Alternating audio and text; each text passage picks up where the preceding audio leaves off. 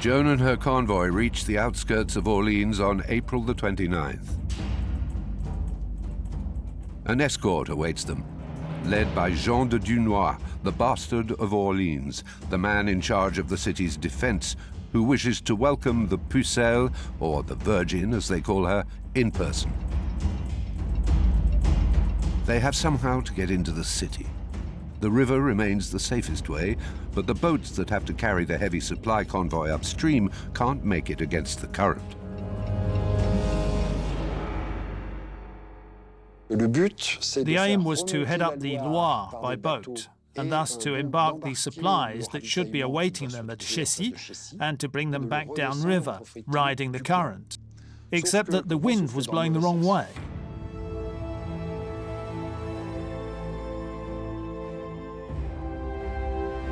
If Joan had succeeded in her divine mission, she would have achieved the impossible.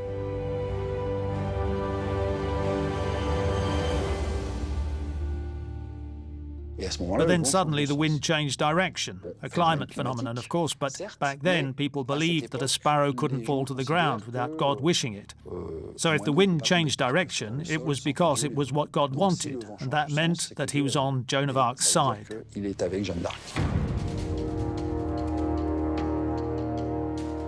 By coming from the east, Joan takes advantage of the loophole in the English cordon of defense and enters the city unchallenged.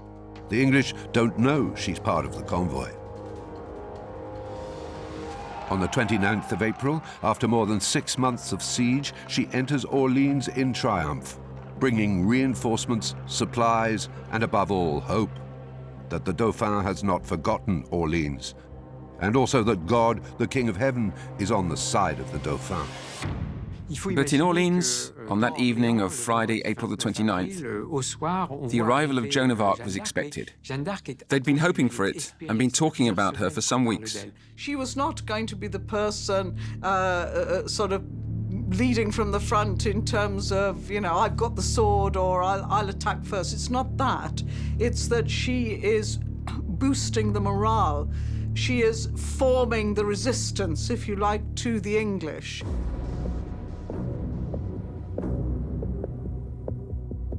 In her first days there, she inspects the city's defenses with Dunois.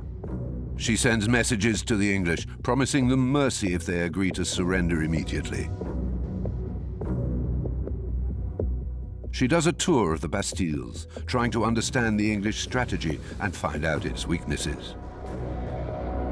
Wherever she goes, she calls on the besiegers to strike camp and surrender, and of course receives nothing but insults and threats in return. I said to her, well, you're nothing but a cowherd, you're a peasant girl, you're a witch. With the French captains, Joan behaves like a warlord and fiercely opposes all the knights whom she considers far too cautious. She's armed with her certainty that she's fighting in the name of God and that victory is therefore assured. She wants to attack the English positions. Dunois disagrees. His garrison isn't strong enough. Joan convinces him to go to Blois for reinforcements from the royal army. It was an army of certainly a few hundred men, but more likely several thousand. So it certainly would have been able to change the balance of power, especially since the English and their allies were somewhat weakened, since the Duke of Burgundy had withdrawn his contingent. So the French, when it came to numbers, had the upper hand. On the 4th of May, with Orléans under siege for nearly 7 months, Dunois arrives back with the expected reinforcements. It's time to attack.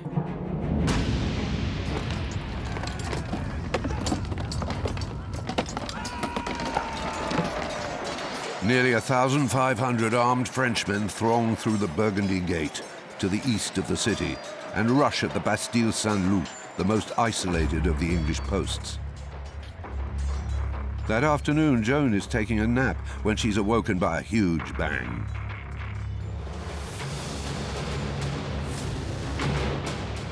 She quickly grabs her banner and rushes to join the fray.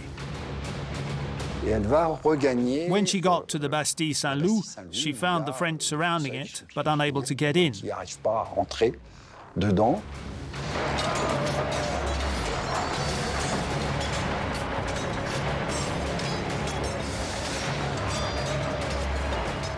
When Joan of Arc arrived, the French managed to breach the Bastille Saint-Loup. They killed some of the English and captured about 40 of them.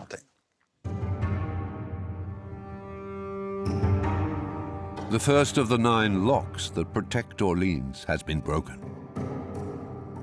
The French are now attacking, they're coming out, they're attacking.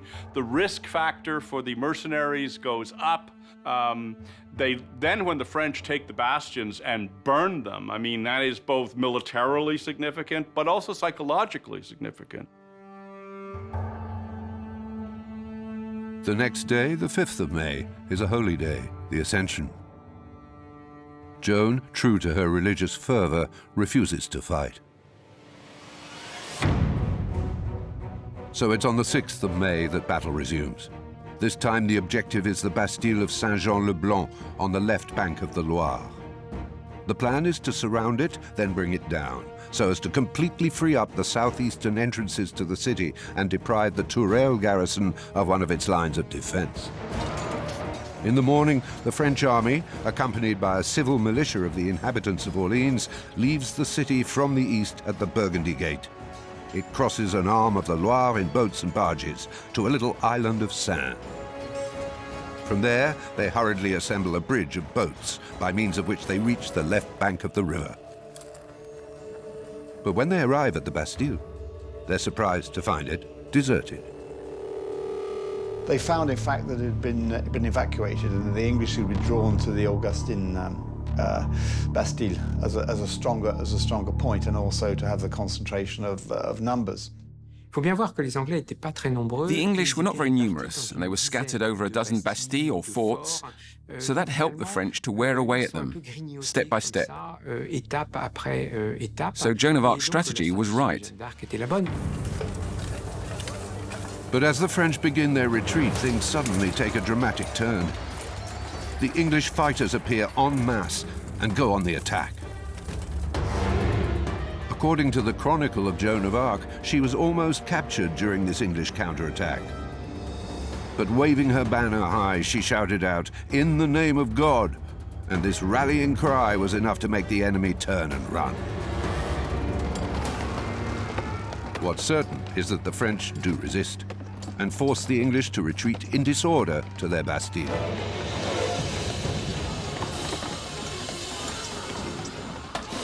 Carried away by their momentum and stirred up by Joan in a mystical trance, they continue their assault and manage to break through the palisade of stakes in several places.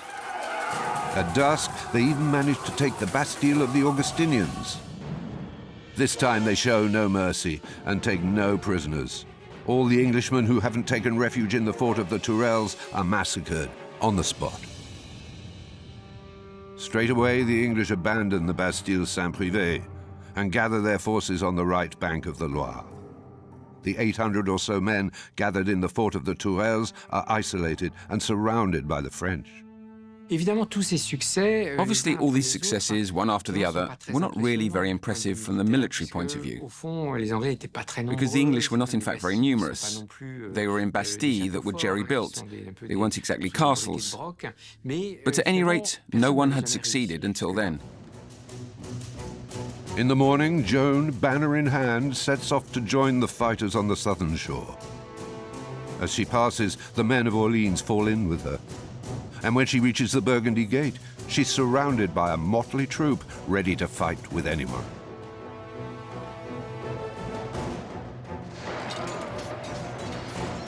Yet others from Orleans, caught up in the enthusiasm, break through the southern gate of the city, the one that opens to the bridge of Tourelle, at the other end of which are 800 English. With planks and beams, they set about repairing the bridge to get the English in a stranglehold. The attack has begun, and it's going to last all day.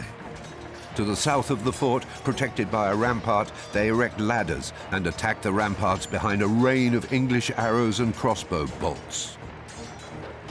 In the north, cannons are brought out of the city and installed on the islet of Saint-Antoine in the middle of the river. They bombard the fort of Les Tourelles relentlessly, but to no avail. They push under the drawbridge a boat filled with burning hay, felt, sulphur, and horses' hooves in order to blind the English archers and suffocate the garrison.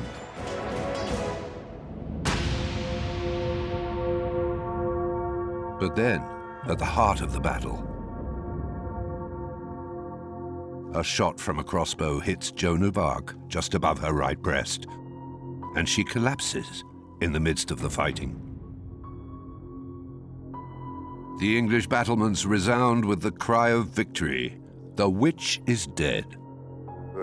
She said she was hit the moment she set foot on the ladder. She had to be leaning forward, and so an archer must have shot at her from directly above to pierce her breast. She removed the arrow herself and was treated, as was the custom at the time, with oil and slices of bacon.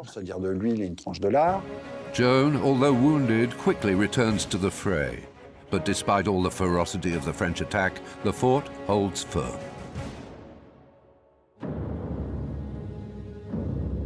As the day ends, doubts arise in the French camp. The men are exhausted. They start planning to push back the final assault until the next day. They even sound the retreat. The English probably thought the war was over for the day, since the main leader, the Pucelle, the devil, the witch, had been hit, and the French had retreated. So you'd assume that they'd be quiet for the night. And that's when she cried out to her French troops, "It's all yours, get yourselves inside." It's one of Joan of Arc's most famous phrases, and does ring true. It seems she really did galvanize the French fighters. The French launched their attack on the famous Tourelles Bridge. The English defenders are too few and are quickly overcome. They flee back into the fort. But the drawbridge is on fire and collapses under their weight, and many are those drowned in the waters of the Loire. Most of the others fall under the blows of the French, who penetrate inside the turrets on both sides, north and south. That's where the siege had started. So freeing the bridge was really meaningful for the people of Orléans. As night falls, the French have taken control of the entire right bank of the Loire, and Orléans is once again accessible from the south. The French are victorious, and Joan has won her bet. After 6 months and 28 days of pressure, the siege of Orléans is over. On this day alone, nearly 1,000 Englishmen have been killed and more than 200 captured. To be honest, I think the English siege was fizzling out by this time. There certainly weren't as many troops there. They knew that the French had raised a very big army, and therefore, at the end of the day, maybe there is a military explanation for the reason the French are able to save Orléans and to drive the English away. The next day, with all the bells of the city already ringing to celebrate the victory, the English captain orders the demolition of the last Bastille held by his troops. But for them, the fight isn't over yet. The English army assembles facing the city in battle order to the west of the ramparts. The French come out in arms. This face-off will last more than an hour, during which Joan of Arc will stubbornly refuse to engage in combat. It's Sunday, and good Christians do not fight on the day of the Lord. In the end, the English give up and retreat, leaving behind them both food and cannons and their wounded.